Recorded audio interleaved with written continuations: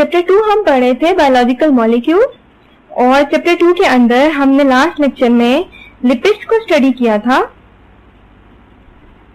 और लिपिड्स के अंदर हमने लिपिड्स के स्ट्रक्चर को देखा था, फिर हमने फैटी एसिड्स को देखा था, और फैटी एसिड्स के मजीद हमने डिफरेंट एग्जांपल्स को पढ़ा था, एग्जांपल्स को स्टडी किया था। उसके अलावा हमने इसके स्ट्रक्चर को देखा था, डिफरेंट इसकी कैरेक्टरिस्टिक्स और प्रॉपर्टीज देखी थी। आज का जो हमारा टॉपिक है, आज हम इसी को आगे कंटिन्यू करेंगे, और आज हम लिपिड्स को क्लासीफाई करेंगे, लिपिड्स की क्लासिफिकेशन को देखेंगे, और फिर उसके बाद हम उनको डिटेल में डिस्कस करेंगे कि उनकी क्लासिफिकेशन, जो उसके डिफरेंट ग्रुप्स बन जाते हैं, उनकी क्या क्या प्रॉपर्टीज हैं। तो सबसे पहले तो हम देख लेते हैं क्लासिफिकेशन ऑफ लिपिड्स। लिपिड्स को अगर हम थोड़ा सा रिवाइज करें, लिपिड्स में हमने क्या पढ़ा था? लिपिड्स को हमने देखा था कि लिपिड्स जो हैं वो बेसिकली हेट्रोजेनस ग्रुप है, एक डाइवर्स ग्रुप है फैटी एसिड्स का, और इनको हमने कहा था कि दे आर हाइड्रोफोबिक। हाइड्रोफोबिक का क्या मतलब है? ये टर्म आप ऑलरेडी अपने बायोलॉजी के अंदर भी पढ़ चुके हैं। हाइड्रो का मतलब होता है वाटर, हाइड्रो जब भी यूज किया जाता है वाटर के लिए यूज किया जाता है। फोबिक का क्या मतलब है? फोबिक का वर्ड जो है वो फोबिया से निकला है। फोबिया आप जनरली जानते हैं, फियर को, डर को, किसी भी चीज का डर। तो जब हाइड्रोफोबिक का मतलब क्या है, हाइड्रोफोबिक की टर्म यूज करते हैं, तो हम कहते हैं कि ऐसी चीजें जो कि पानी के अंदर डिसॉल्व ना हो सके या पानी से डरती हो। डरने का मतलब हम लेते हैं इस तरह से कि वो पानी से दूर रहती हो, तो हम उनको कहते हैं हाइड्रोफोबिक हैं, यानी नॉट सोल्युबल इन वाटर, पानी के अंदर ये सोल्युबल नहीं होते। तो लिपिड्स जो हैं वो पानी के अंदर सोल्युबल नहीं होते, ये सिर्फ ऑर्गेनिक सॉल्वेंट्स के अंदर ही सोल्युबल हो सकते हैं। जब हम इनको क्लासीफाई करते हैं तो हम डिफरेंट ग्रुप्स में क्लासीफाई करते हैं। डिफरेंट तरह के हमारे पास ग्रुप्स आ जाते हैं लिपिड्स के, जिनके अंदर हम कहते हैं हमारे पास है एसाइल ग्लिसरोल,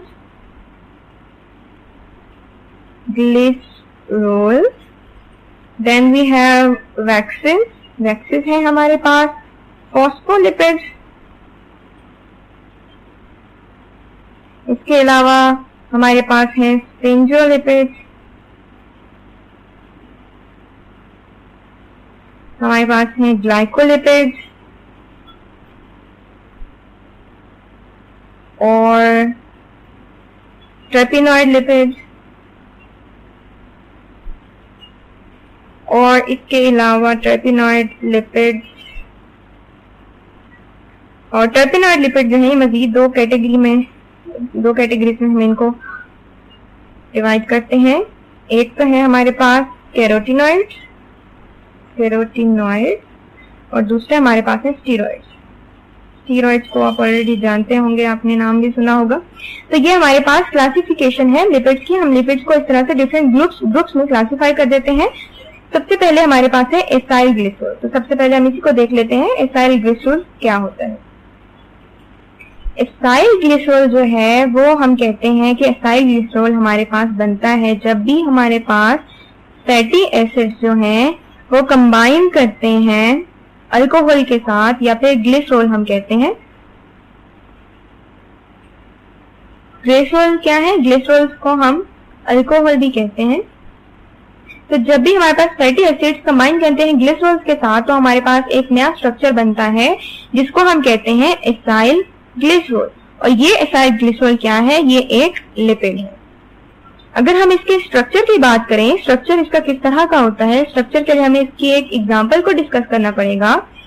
फॉर एग्जांपल हम कहते हैं कि अगर हम एक रिएक्शन करवाएं जिसके अंदर हम अल्कोहल को रिएक्ट करवाएं किसी भी एसिड के साथ, तो हमने कहा कि हमारे पास एक एसाइल ग्लिसरॉल बनेगा। किस तरह से बनेगा कि एग्जांपल हम इस तरह से देखते हैं। फॉर एग्जांपल अगर हमारे पास है C2H5OH, ये हमारे पास एक अल्कोहल है। अगर हम इसका रिएक्शन करवाएं एसिटिक एसिड के साथ करवाते हैं, एसिटिक एसिड का स्ट्रक्चर क्या है? हमने पढ़ा था CH3COOH एसिटिक एसिड होता है। इसके साथ अगर हम इसका रिएक्शन करवाएं तो हमारे पास क्या बनेगा? हमारे पास एक नया स्ट्रक्चर बनेगा C2H5O COCH3। ये किस तरह से बनेगा, इसके स्ट्रक्चर को हम मजीद आपको डिटेल में बताते हैं। इसके साथ हमारे पास एक वाटर मॉलिक्यूल बनेगा। तो ये जो है ये एक रिएक्शन है जिसके अंदर हमारे पास एक इथाइल ग्लिसरॉल बन गया। ये जो नया स्ट्रक्चर बना है, नया कंपाउंड बेसिकली बना है, इसको हम कहते हैं, ये कंपाउंड जो है ये हमारे पास एक एस्टर है। एस्टर क्या होता है मजीद हम आपको समझाएंगे तो आपको समझ आएगी।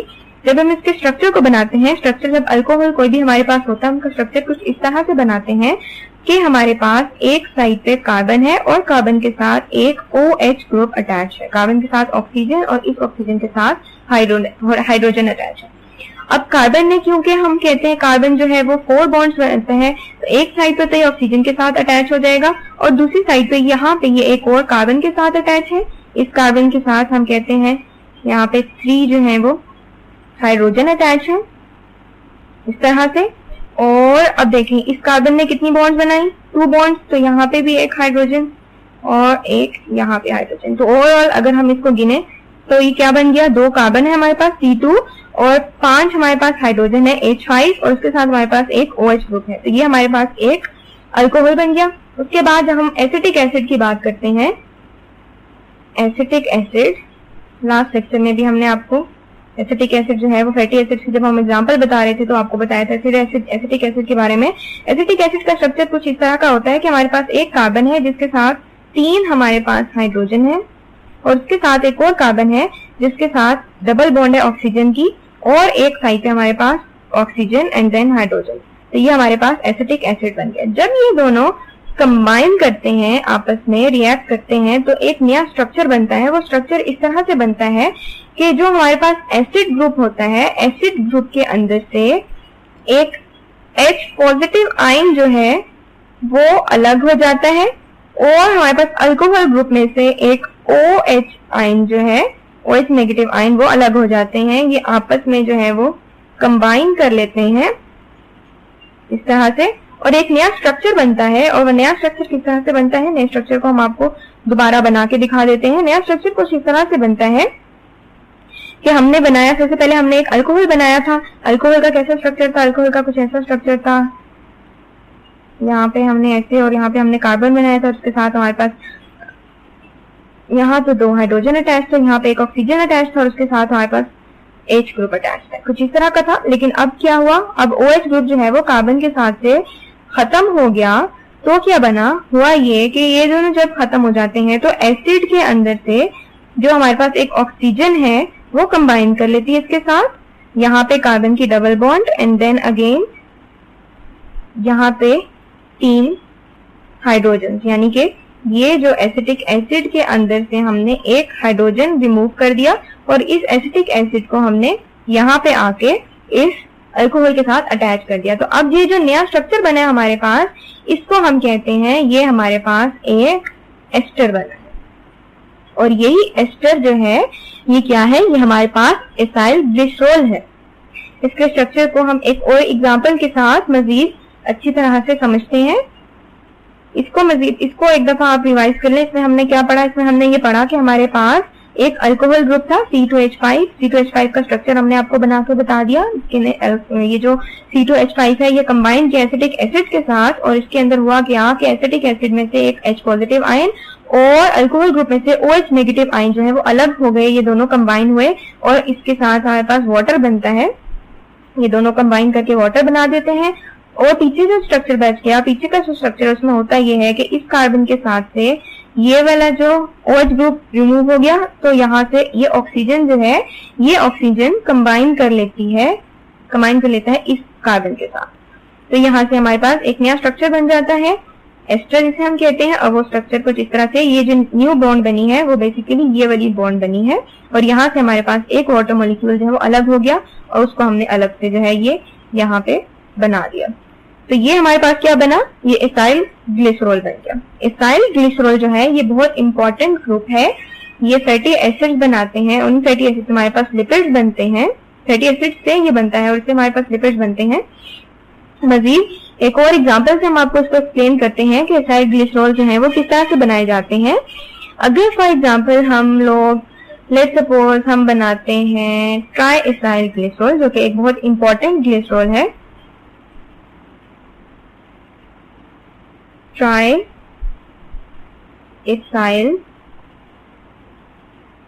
ग्लिसरॉल एक बहुत इंपॉर्टेंट ग्लिसरॉल है, जिसको हम लोग ट्राइग्लिसराइड भी कहते हैं।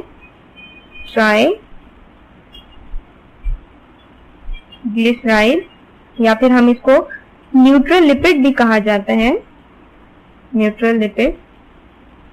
इसके स्ट्रक्चर को अगर हम देखें तो इसका स्ट्रक्चर कुछ इस तरह का होता है।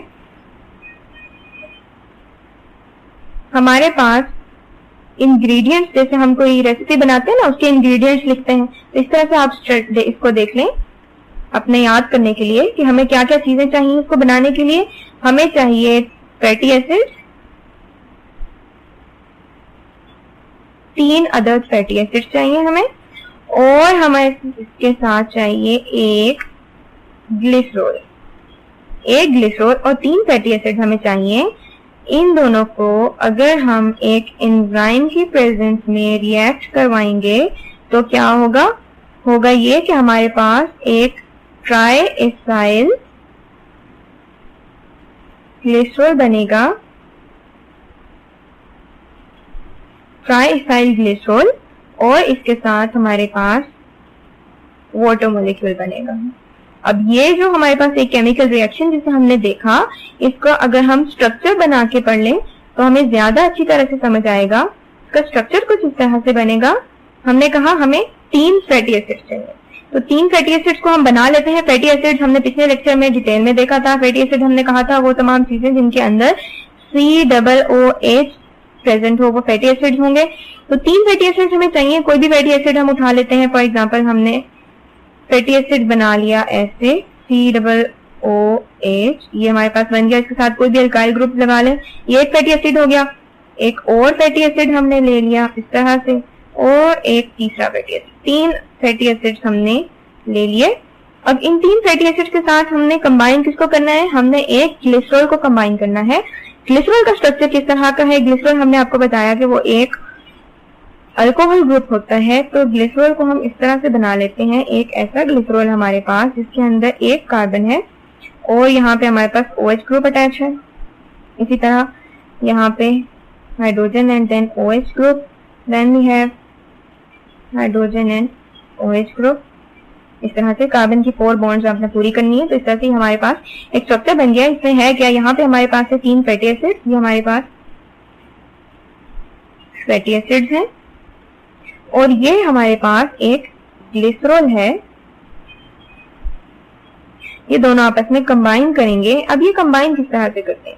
कंबाइन इस तरह से करते हैं जैसे कि हमने आपको ऊपर बताया कि जब भी हमारे पास फैटी एसिड होता है, एसिड हम कहते ही ऐसी चीजों को हैं जो कि एक H पॉजिटिव आयन जो है वो लिबरेट कर सके, यानी कि उनके अंदर से H पॉजिटिव आयन जो है वो हम अलग कर सके, या जो कि H पॉजिटिव आयन रिलीज कर देती हैं चीजें, हम उनको कहते हैं कि वो एक एसिड है।